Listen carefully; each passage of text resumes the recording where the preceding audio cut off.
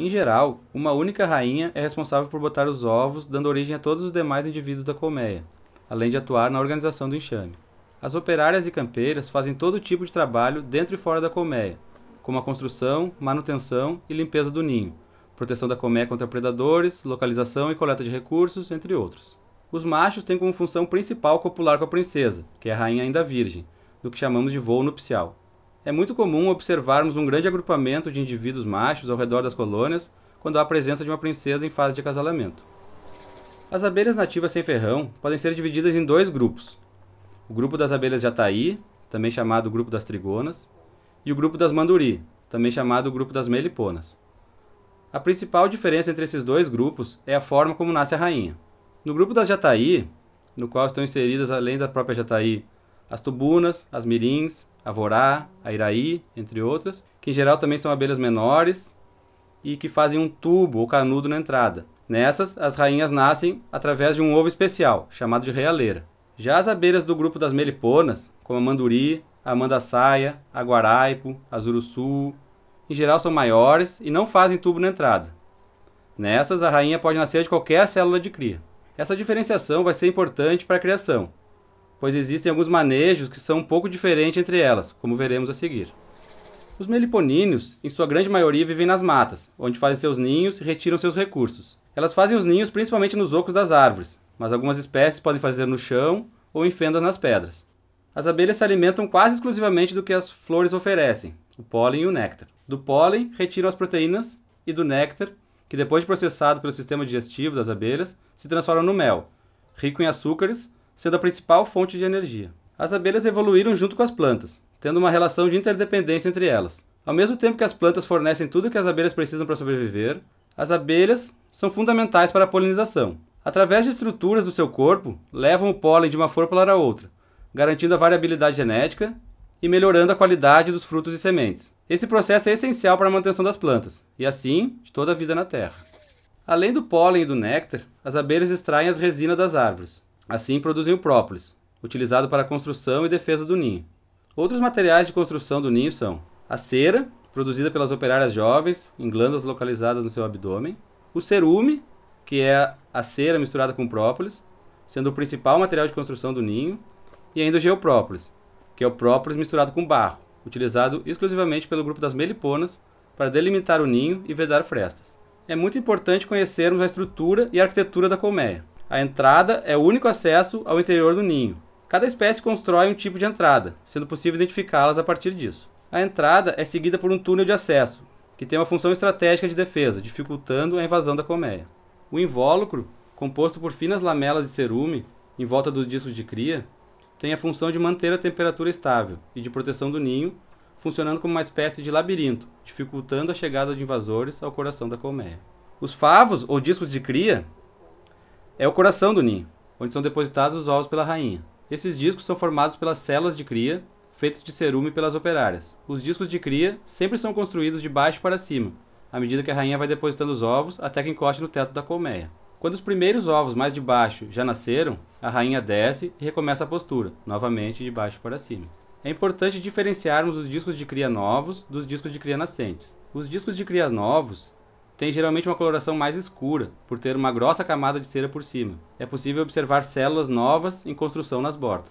Discos de cria nascentes possuem uma coloração mais clara, devido à camada de cera por cima já estar mais fina, e espaços vazios das células, onde já nasceram as abelhas, que podem estar no meio do disco ou nas bordas. No grupo das jataí, a abelha nasce de uma célula de cria muito maior que as outras, chamadas de realeira, diferentemente do grupo das meliponas, onde a rainha nasce de qualquer célula de cria.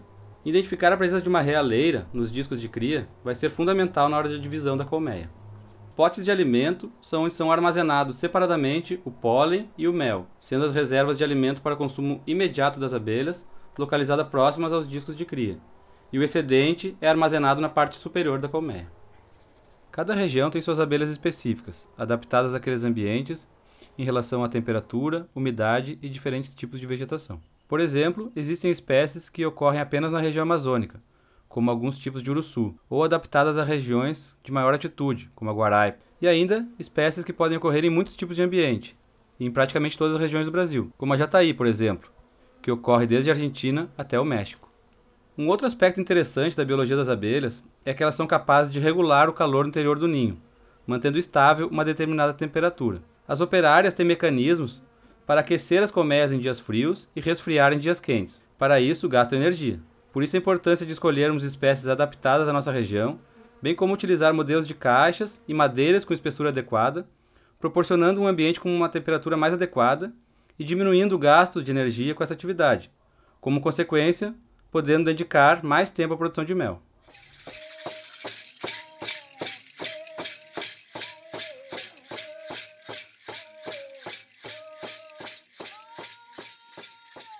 Cema cere cara iga pua nyandep, uma pecha juru aquaruma cere noi Santiago pu, hai cere noi.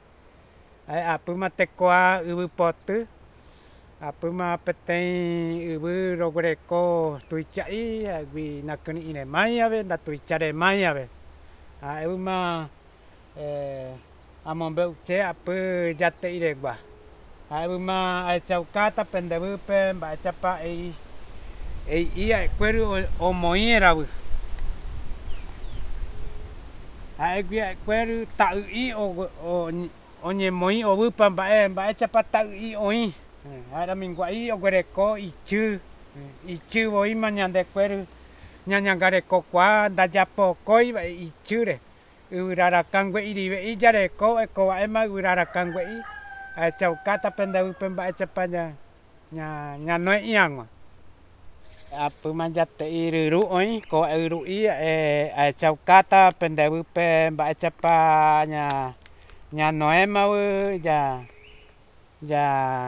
nya penang wae ai uma ko ema ta ure i pecha